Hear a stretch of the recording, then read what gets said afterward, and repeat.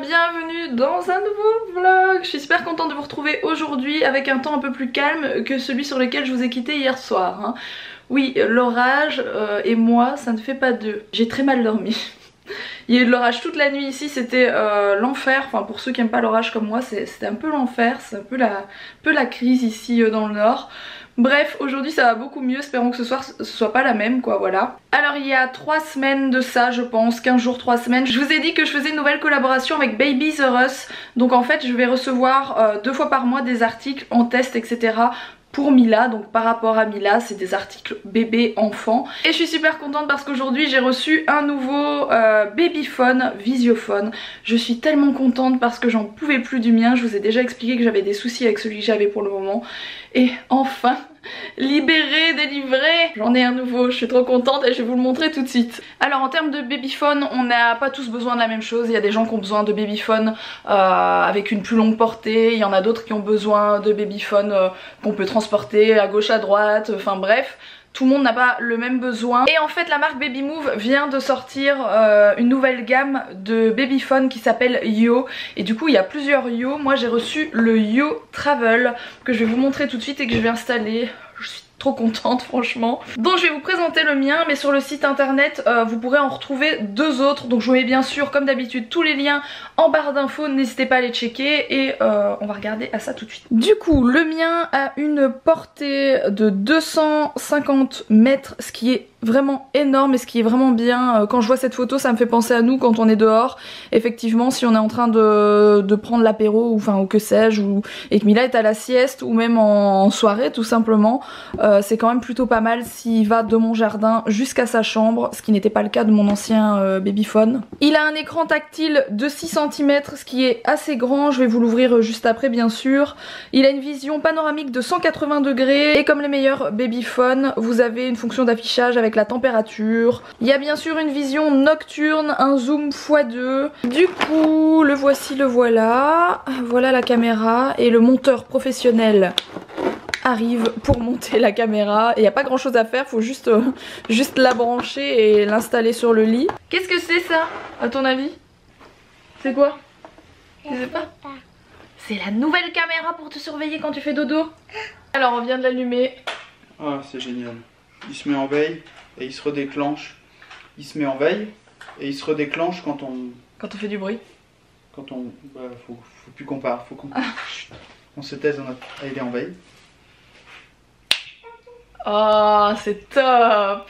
C'est top, enfin je sais pas si vous avez des visiophones comme ça chez vous, mais genre moi je dors avec un visiophone depuis 6-7 mois qui me pourrit la vie. Je l'ai à ras du visage et le truc fait une lumière de dingue mais toute la nuit et du coup ça m'empêche de bien dormir. Celui-là s'éteint et dès qu'il entend un peu de bruit, bim, il se rallume. Je trouve ça génial. Alors ça c'est vraiment très fort. Mila va dans ton lit, on va tester la caméra mon cœur. Tu vas dedans comme ça maman elle va regarder si elle te voit bien. Coucou mon amour!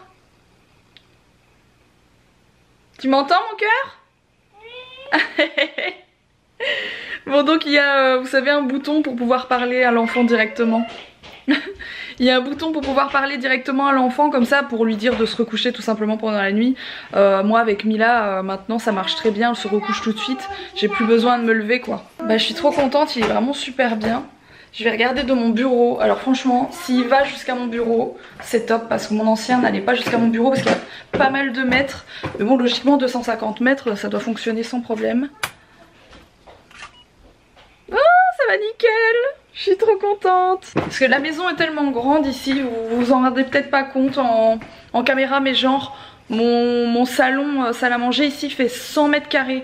Ce qui est énorme, enfin il y a je sais pas moi il y a 10-12 mètres de living de longueur, c'est vraiment très grand. Et du coup avoir un visio qui fonctionne jusqu'ici c'est quand même dingue. Ça fonctionne sans problème. En tout cas merci beaucoup Babies R Us parce que c'est vraiment top. Et bravo Babymove pour faire des trucs comme ça. Parce que ceux que j'avais avant c'était pas du tout le même délire. Bon à part ça on a des jolies tenues. Mila elle a une belle robe. On monte le derrière. Ah oui et tes nouvelles chaussures aussi.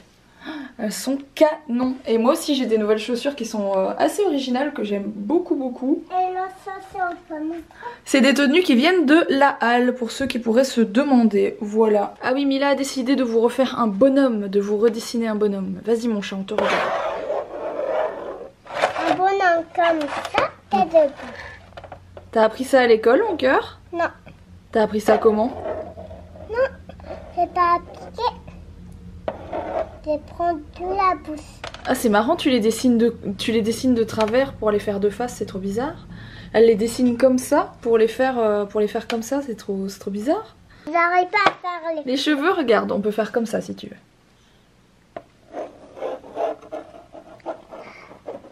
Voilà, elle a des cheveux comme papa. Bon, je reprends un poil plus tard, je suis blasée, le temps il s'est dégradé genre en 30 minutes.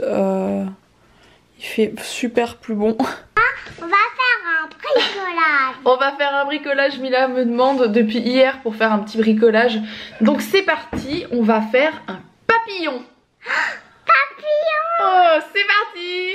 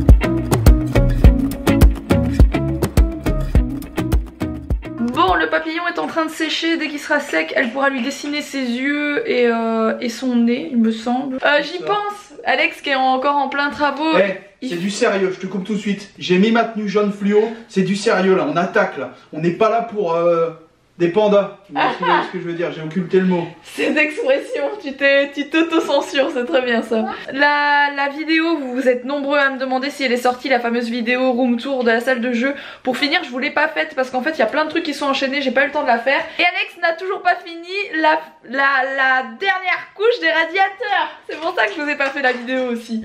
Donc il est en train de finir ça, c'est pour ça qu'il est là.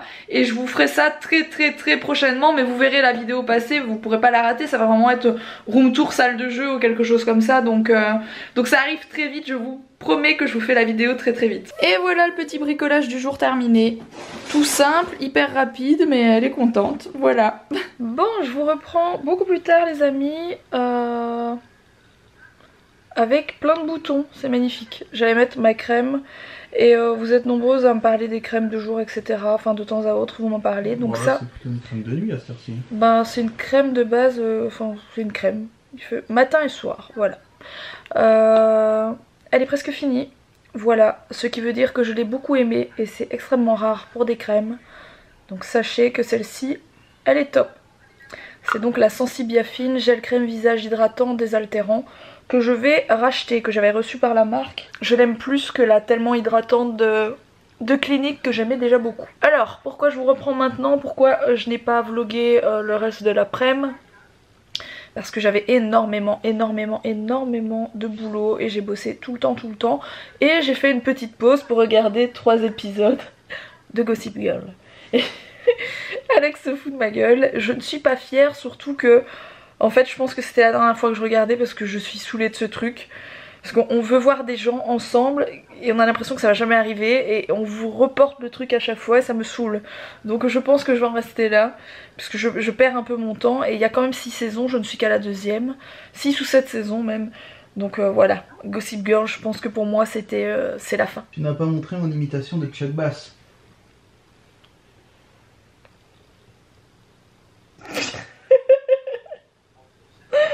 N'importe quoi. Bon, du coup, Chuck Bass avec la mais tu sais que Chuck Bass à la base je le hais Franchement, le mec me répugne de base et là je commence à l'adorer. Bon alors, à quoi je voulais en venir? On s'en fout de Gossip Girl. Concrètement c'est un truc qui a 10 ans, voire 15 ans, qui est beaucoup trop vieux. Non, je me suis dit que quand je vloguais pas en journée comme ça, parce que j'avais plein de choses à faire, que je ne vloguais tout simplement pas parce que voilà j'ai du travail sur mon ordinateur et que je vais pas vous filmer mon ordinateur pendant 10 heures, que je vous parlerai d'un sujet ou l'autre dont vous me parlez de temps en temps. Et il y a un truc qui est revenu, des questions qui sont revenues pas mal sur un sujet parce que j'en ai parlé sur Instagram il y a pas longtemps, c'est les crises d'angoisse, cette merveilleuse chose qui peut vous arriver un jour dans la vie. Alors des crises d'angoisse, qu'est-ce que c'est? Ou des crises de spasmophilie qui sont petit dérivé des crises d'angoisse, moi je trouve. J'en ai parlé rapidement sur mon Instagram parce que j'ai fait un post avec genre 5 choses que vous connaissez pas sur moi et j'avais mis voilà, que j'ai fait des crises d'angoisse pendant un moment, des assez grosses crises d'angoisse d'ailleurs, il y a quelques années en arrière, et il y a plein de gens qui m'ont dit oh, j'en fais, ou ma mère en fait, ma soeur en fait, qu'est-ce que t'as trouvé comme remède pour ne plus en faire et pour ne plus jamais en avoir. Du coup aujourd'hui je vous parle de mes crises d'angoisse. Alors concrètement, comment c'est arrivé? Alex il faudrait qu'il se mette à côté de moi pour en parler avec moi parce que ce serait plus facile parce que... Mais je suis sur mon tapis qui pique. Oui, Alex fait aussi le tapis Bioloca. Tu me diras ce que t'en penses parce qu'il l'a pas encore fait. Bon, concrètement, j'ai commencé à faire des crises d'angoisse.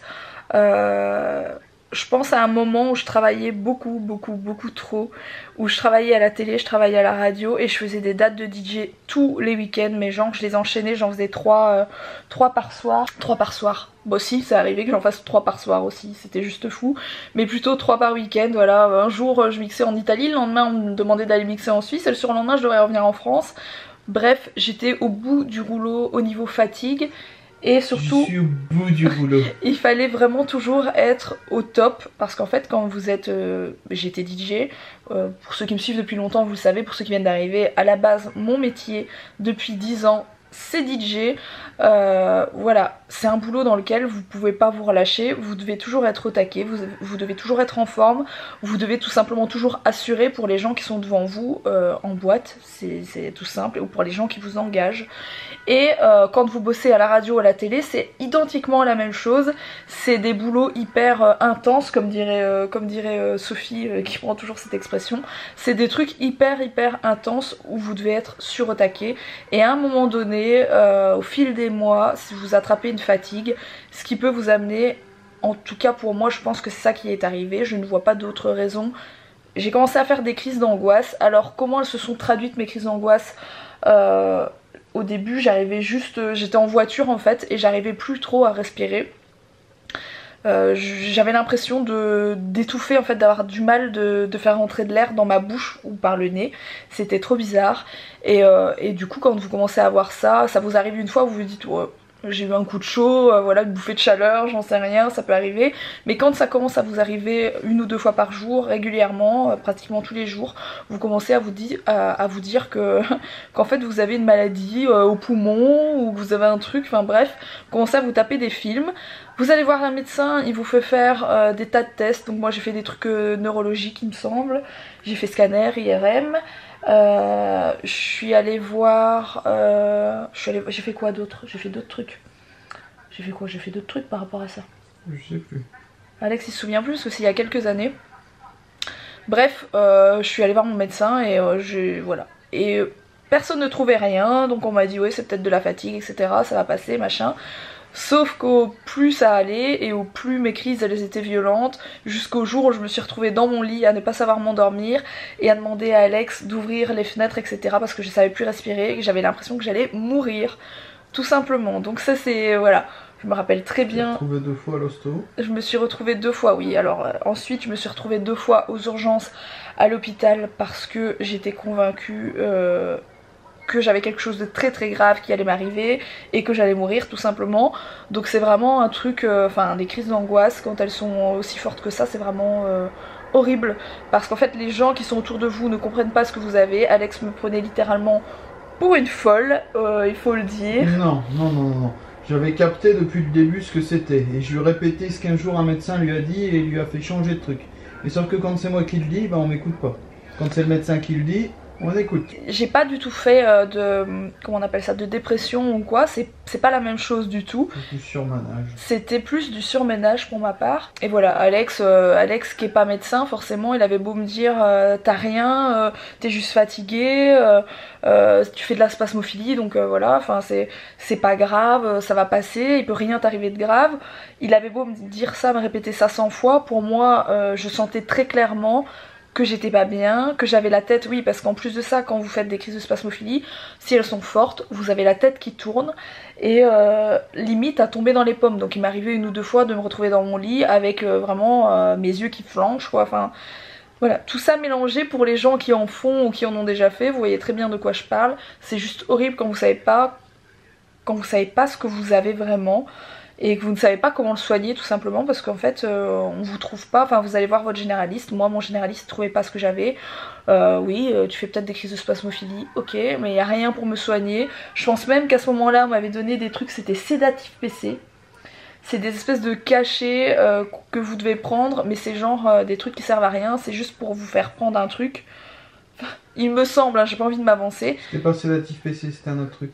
C'est un autre truc, mais... C'est des trucs qui prennent les tireurs d'élite pour ralentir leur pulsation, pour ne plus trembler. C'est un produit qui est interdit dans les compétitions de tir, etc. Tu te souviens pas? Non, je me rappelle pas de ça. C'est encore un autre truc que j'ai pris, ça. Ça, c'est un truc qui te ralentit. J'ai pris des trucs très bizarres. Pour t'aider à te concentrer. Les étudiants en prennent avant les examens.